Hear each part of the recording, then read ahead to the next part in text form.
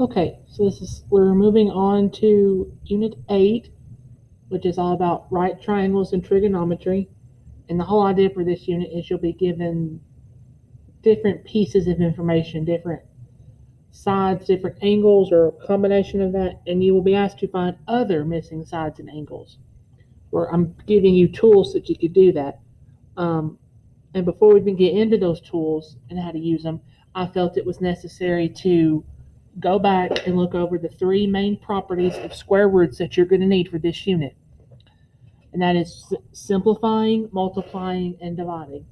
And I'm doing this because two reasons. Number one, you should have learned this last year. Now I realize that last year was when COVID hit, so if you had this, you should have had this towards the end of last year, and so you probably may not have seen it, or you probably saw it and then forgot, um, or something like that, and or you may not have seen it at all. And so I feel it necessary to go over them and uh, show you how to do them, because if you cannot do this radical stuff, you are going to struggle in this unit because this stuff comes up all the time,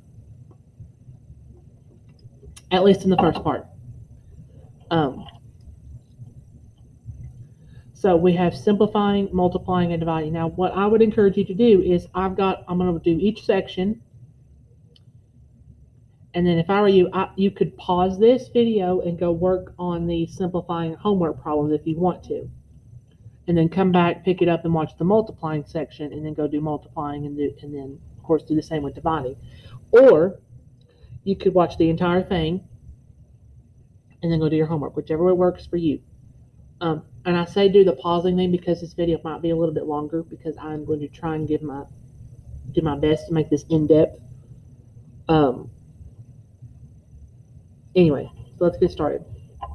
So what I'm going to do is I've got this one example here, and I'm going to work it out fully, give you a set of guidelines or steps to follow, and then do two more with you, and then that's the method I'm going to follow.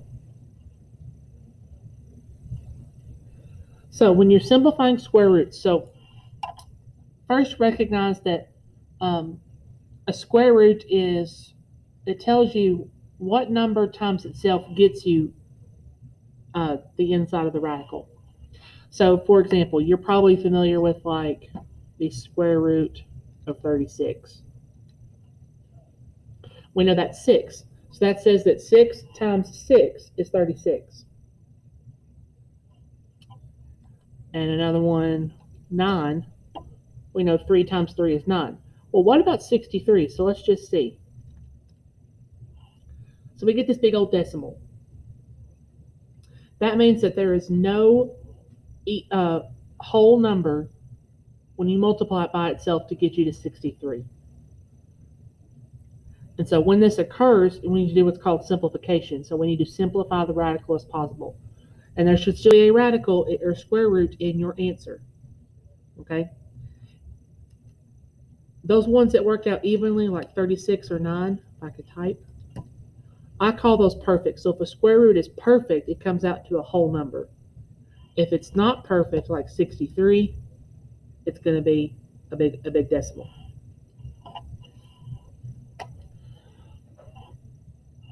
So this, you can always check first. Always check first. If it's perfect, you can, like, if it turns out to be 8, write 8. If it's not perfect, you get a big decimal, you'll need to do this process. So the first step we'll do is we're going to do a factor tree. I'm going to go back to middle school for a second. So I come over here to the side and just do 63, and we'll do my branches. And what a factor tree does, it's going to break it down into what's called prime numbers. Prime numbers are those that you multiply one in itself to get that number. Numbers like 2, 3, 5, 11, 13, those kinds of things. First, what you need to do for this factor tree is just think of two numbers that you can multiply to get to 63 that are not 1 and 63. So I would do 63 divide, 3. Let's just check. Okay, that works. So it's 3 and 21.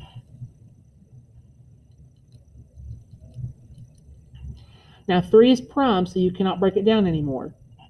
21 will break down. We know that's 3 times 7. And when you get all the way down to prime, so the end of all your branches is primes, you've completed the tree. Okay? So we ended up with a 3, a 3, and a 7. Now, step 2, we have to, I'm calling it rewrite as the prime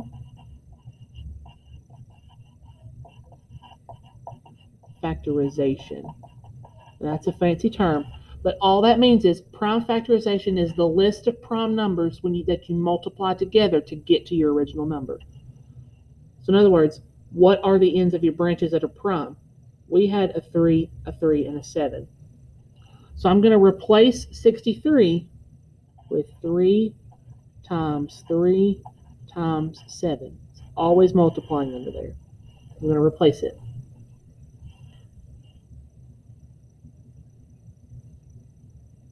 Okay? Now once you do this, we are going to circle the pairs.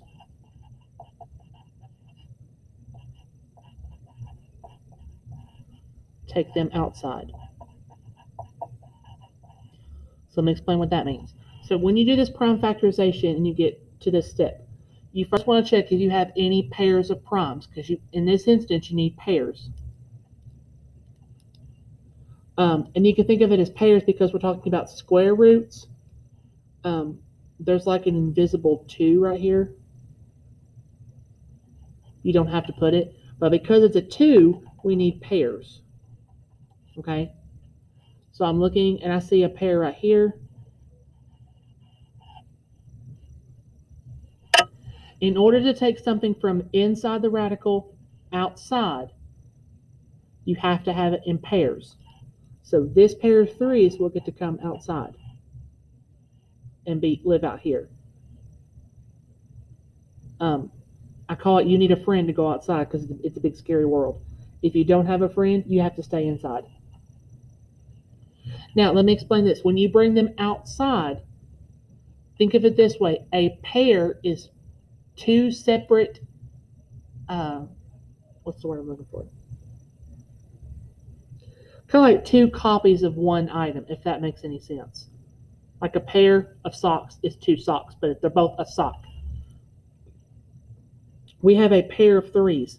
So when you bring it out, you only put one of the 3s outside. You don't put 2 of them. Okay? We have 2 copies of the 3. When they come outside, we're just going to put 1. And then any leftovers we leave inside.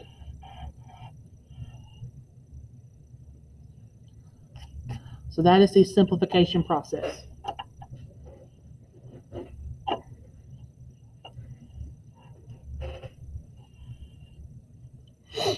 Okay? Now, on these 2, I'm going to speed it up a little bit as far as working it. So there's your process. I'm going to repeat it. So 80, I'm going to do a factor tree. You can pick any 2 numbers you want to start with. Let's say I pick 8 and 10, because I know that gets me to 80. 4 and 2. 4 breaks down to 2 and 2. 10 goes to 2 and 5. None of these can be broken down anymore, so I know I'm complete. And I'm going to start writing my pairs underneath. 2 times 2 times 2 times 2 times 5. And if you want to, you can kind of like cross them off as you go through here. All right. So I replaced 80 with all of that right there. Kind of like bring this down if you want to. So I've done step 1, I've done step 2, and I got to do step 3. So there's a pair, and I have another pair. So they both get to come outside. So that would be one of the 2s from here, and another of the 2s from here. And then I had a 5 left over. Now, what do I do with these? What do I do with these two out here? Well, we're going to multiply them together. So that's going to give us 4 square, oops, that's ugly. 4 square roots of 5. Okay, so sometimes you can have multiple pairs. Okay, sometimes there'll be pairs of different numbers. You might have a pair of 2s and a pair of 5s or whatever, or 3s or 7s or whatever.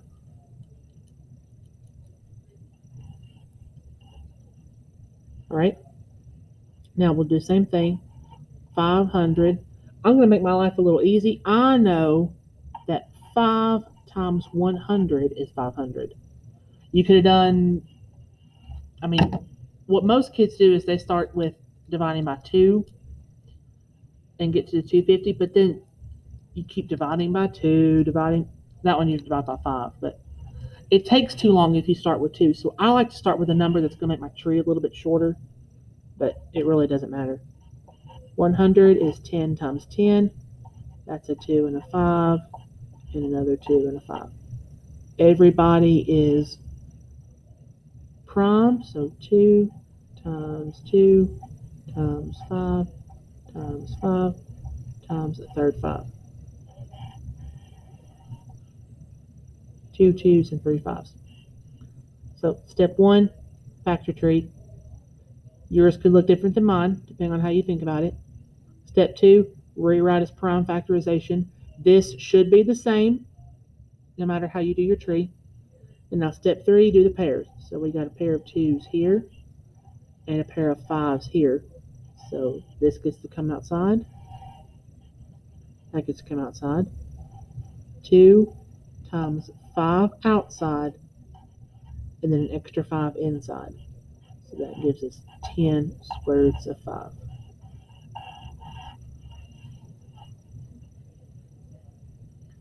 So there you go. That's simplifying.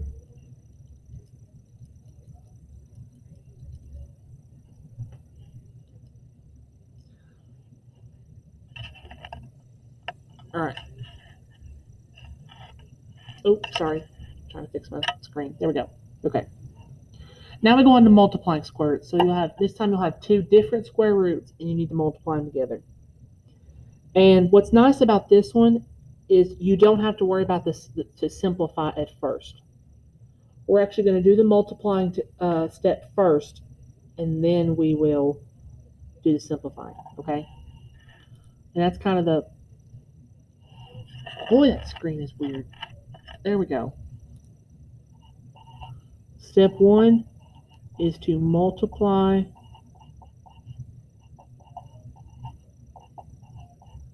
your insides first, and then if you have any outsides, do those.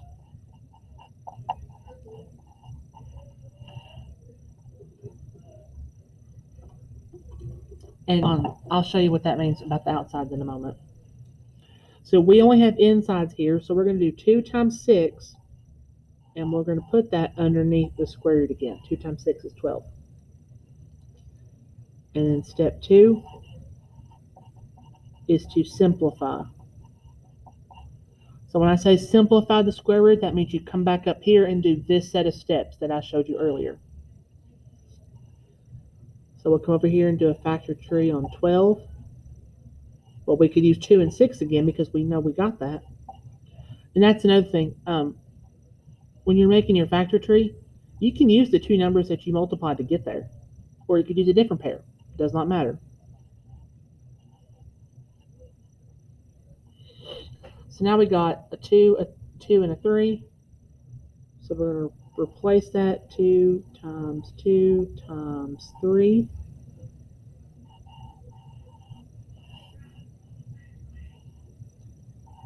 We have a pair right here. That gets to come outside. So 2, and then we have an extra 3.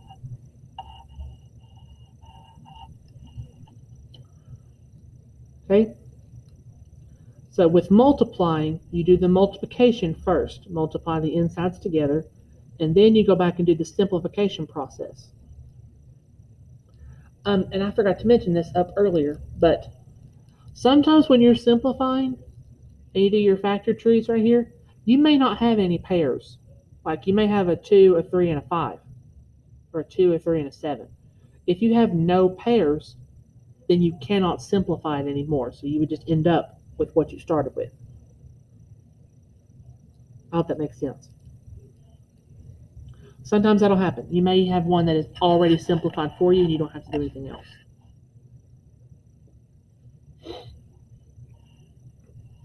All right, let's multiply these.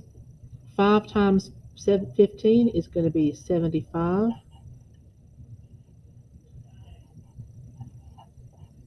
So we'll do our factor tree. How do we get to 75? Let's divide by 5. Oops. I could type. Oh, duh, 5 and 15. That's funny. So 15 can break down. That's 3 and 5.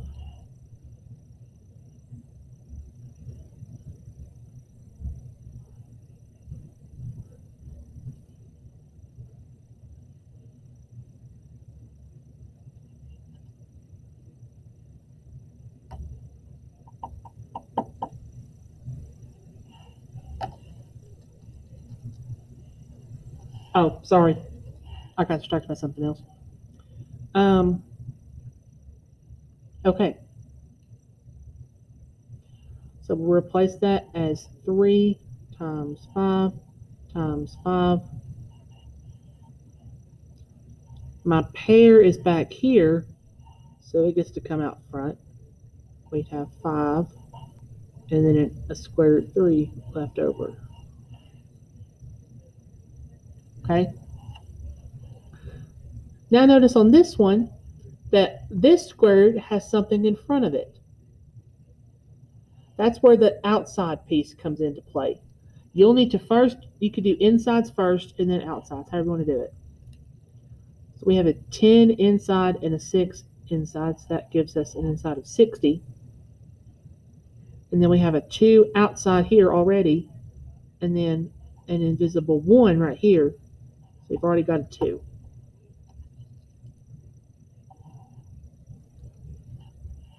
Now, this 2 on the front, we're just going to ignore it until the end, and we'll just leave it there. So let's do our factor tree with 60.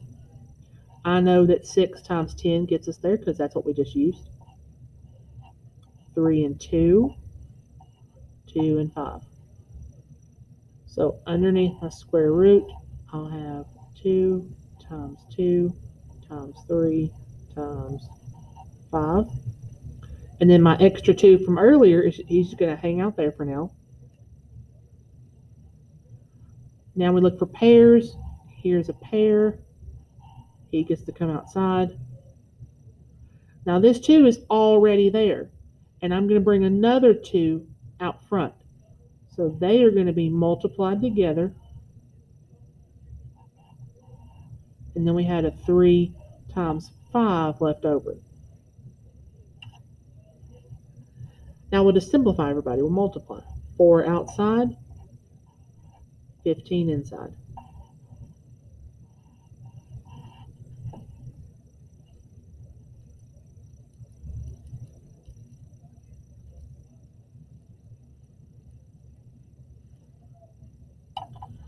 Okay, so that's multiplying. Now, for division, we're actually going to combine these two skills. You have to know how to multiply and how to simplify for dividing. And dividing takes a little bit of time. And I've got here rationalize. Rationalize is the process that we're going to use for the division. Okay, it's going to be these steps that I make for you.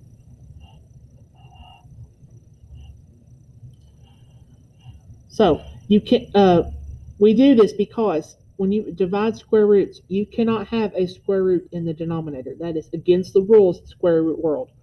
So this whole big process I'm going to do gets rid of this. Okay, it's called rationalization.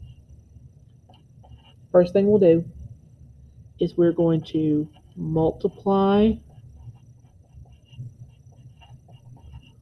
top and the bottom by the bottom. So in other words, whatever's down here in the bottom, even if there's a number in front, whatever's down here, we multiply the bottom and the top by that number, or by that square root, okay?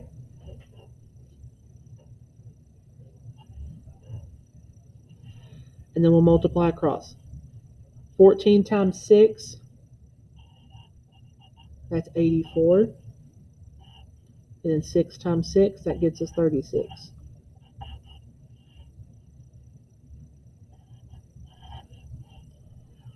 Okay, so that's step 1, is to multiply and then do the multiplication. Step 2 is to simplify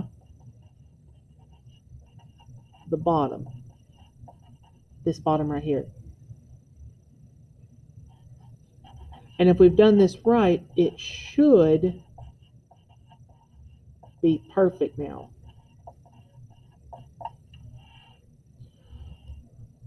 So what is the square root of 36? Well, we know that's 6, so we're going to replace it with 6.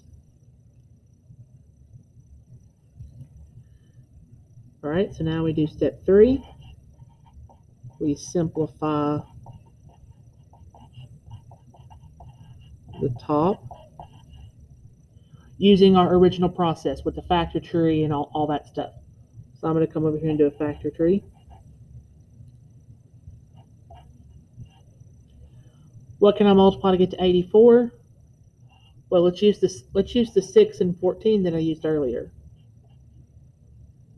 We know 6 is 3 and 2, 14 is 2 and 7. So I have a 2 times a 2 times a 3 times a 7.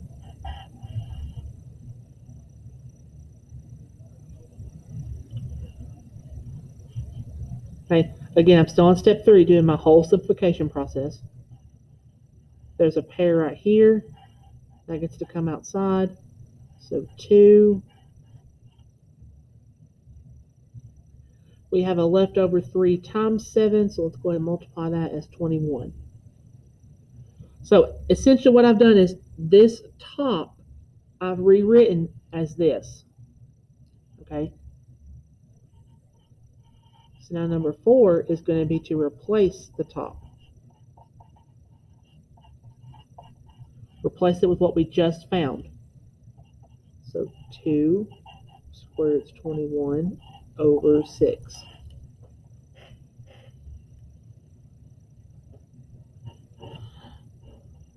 All right, and then step 5, we're going to reduce the fraction.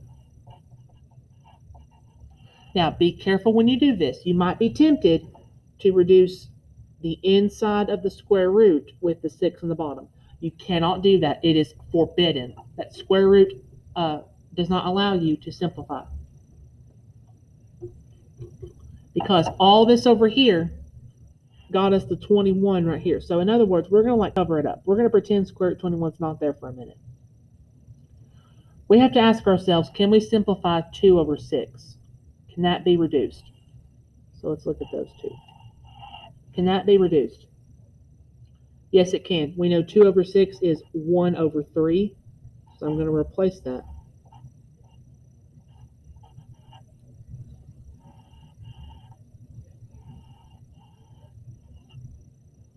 My 1's invisible. So there's our process. Now, I realize it is a little bit longer process. But you have to be able to do this, especially when we start talking about special right triangles on Friday and Monday. You have to be able to do this because you're going to be required to do this on some problems. Okay.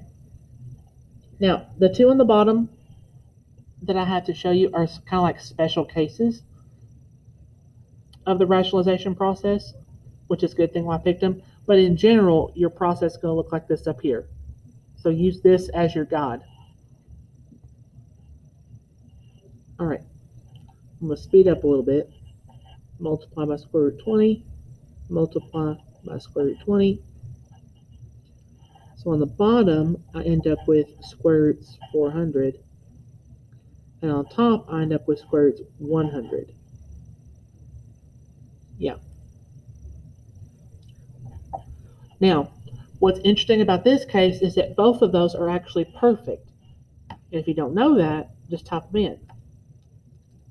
Square root 100 is 10, and then square root 400 is 20.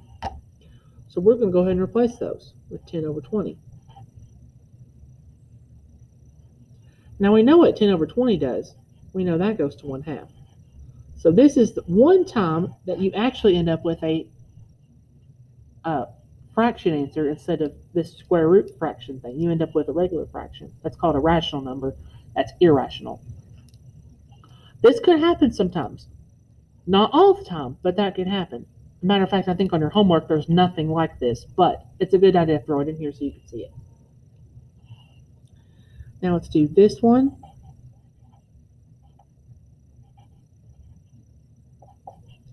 So on the bottom we have square roots of 9. Now notice on top we have this 5 out front, so he's just going to, tag along, and we get 15 on the inside. All right, now let's simplify the bottom.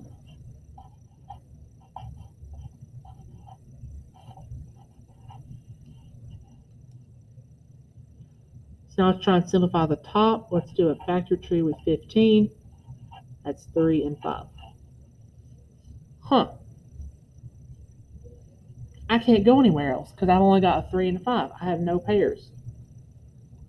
So that means that square root 15 is already simplified. You can't go any farther. So this part's done. And then if you cover that up, 5 over 3 is already simplified. You can't do anything else with that. So this is an instance where once you get to this point, you've actually got the answer. You can't simplify anymore.